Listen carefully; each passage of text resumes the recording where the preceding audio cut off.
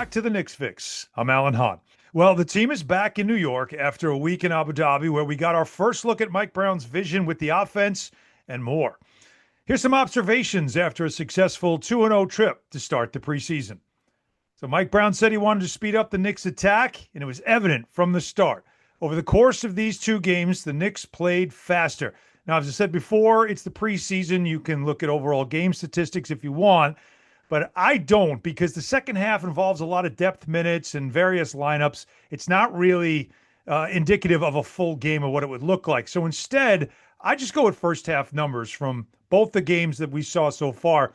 First and foremost, the Knicks starters and rotation players played a full 48 minutes at a pace of 102.5 in those first two games. That would have been top 5 in the NBA last season, even above the Thunder and the Pacers, who seemed to master it all year. The Knicks also scored 25 fast break points in those 48 minutes of first half action in two games. That's almost 10 more than last year's game average. It also scored 18 points off turnovers, a good trend that has continued from last year. Yet, as it sounds from Mike Brown, he wants them to throttle down even more and pointed to another element he wanted to add to the Knicks offense that he didn't see enough in Abu Dhabi, the spray three. So we'll keep an eye on that as the preseason continues. The Knicks' main rotation players attempted just 32 three-pointers in 48 first-half minutes over the first two preseason games.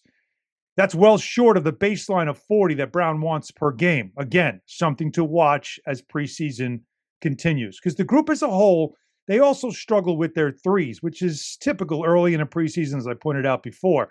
They were just 9 for 32, 28% shooting from the starters and regular and rotation players that we normally would see, and we saw in the first half of both games.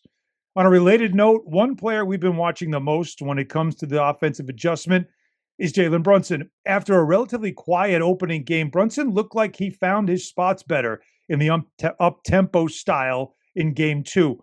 He had 14 points in under 17 minutes. He was 5 for 10 from the field. 4 of his 14 points scored on the fast break. He took 4 threes out of his 10 field goal attempts. He made 1. And while Brunson did seem a lot more in rhythm with the offense, I think this is not yet even close to what Brown envisions for him. The Sixers once again pressured Brunson as he brought the ball up the court, and he was able to move it up quickly to teammates and then get it back in some action as well. Brown saw the potential. Here's what he said. Him just getting used to run, and still be effective whether you're on the ball or off the ball. It was great to see. He's starting to get his feet under him a little and understand how to play at that frantic pace, end quote. Now, Brunson's such a smart player.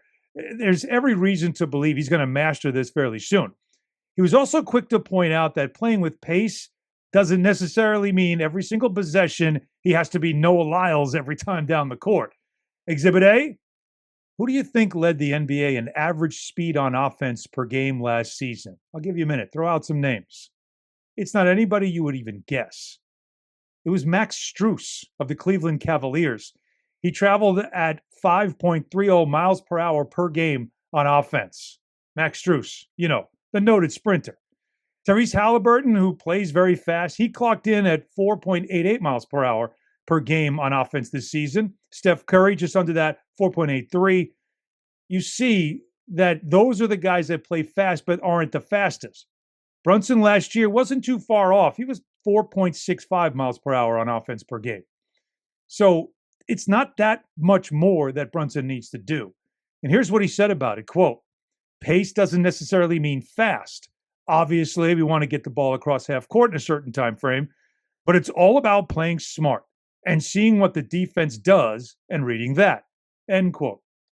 And related to the pace, it seems no one is benefiting more right now than Mitchell Robinson, who showed up for training camp in the type of condition to thrive in up-tempo. Robinson, in 32 minutes across two games, had 13 points and 24 rebounds, with 8 on the offensive glass. He had 6 of 11 from the field, and no doubt every single attempt was inside the restricted area. He caught a nice lob from OG Anunoby in game 2, and one would think there might be a lot more lob opportunities if Mitch keeps running the floor. Now, speaking of OG Anunoby, he made his preseason debut in game 2 after sitting out the first game with a minor wrist injury. He made an immediate impact. He looked great. 13 points under 17 minutes included 3 of 5 from downtown. Anunoby and Bridges look like they'll be much more involved in handling the ball, especially on the break. And when I interviewed Brown after he was introduced as head coach, he was gushing to me about having these elite wings to work with in his offense. So expect to see a lot of the wing play being involved in the offense this season. Last item I have for you today involves the versatility Brown seems to be enjoying with this roster. In the first 2 games, he's tried so many intriguing lineups, I couldn't even keep up writing them down. You can tell he's looking forward to trying different groups that could be for specific matchups and opponents based on size and style. That's good to know. Great versatility with this roster. In game 2, we saw a few 5-man units that caught my attention. I'll give you a few. Brunson with Deuce McBride, Jordan Clarkson, along with OG and Mitchell Robinson. How about Brunson with Malcolm Brogdon, Mikal Bridges, and Gershon Yabusele, and Karl Anthony Towns? And then there's one with Brogdon and Deuce, Clarkson, OG, and Mitch. It's almost like throw them in a bag, mix them up, throw them out on the court, and every single one of them had a moment that made me just stop and say, yeah, I want to see more out of this group. But there was none more than this moment late in the first quarter. Yabusele blocked the dunk attempt. Brogdon got the ball, quickly got it up the floor. Everyone on the court touched the ball. Bridges to Towns. Towns back to Bridges for a cutting dunk. Beautiful basketball, which is what Tyler Murray said on the call. Clyde Frazier was sitting next to him, and you know what he did? He smiled.